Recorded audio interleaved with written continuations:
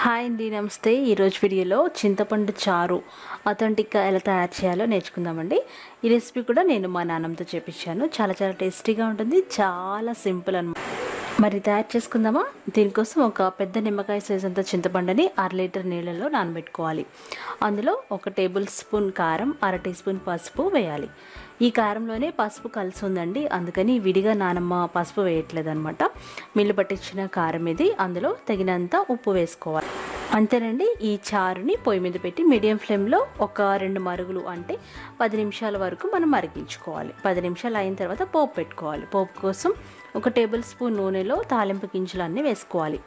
ఆవాలు, జీలకర్ర, మినపప్పు, శనగపప్పు, ఎండుమిరపకాయలు, దంచిన వెల్లుల్లి రెబ్బలు, అలాగే కరివేపాకు ఇవన్నీ వేసుకొని ముందుగానే బాండీలో వేసుకొని వీటిని చిన్న మంట మీద మనం చక్కగా వేయించుకోవాలి. ఆవాలు చిటిపట్లాడేంత వరకు వేయించాలి. ఆ తర్వాత మరిగిన చారుని తాళం పెట్టుకోవాలి. అంతేనండి, ఎంతో రుచికరమైన చింతపండు చారు రెడీ అయిపోయింది. ఇది ఆథెంటిక్ రెసిపీ అండి, మీరు తప్పకుండా ట్రై చేయండి. ఈ రెసిపీ మీకు నచ్చినట్లయితే లైక్ చేయండి, షేర్ చేయండి, కామెంట్ చేయండి. అలాగే నా ఛానల్ని సబ్స్క్రైబ్ చేసుకోండి.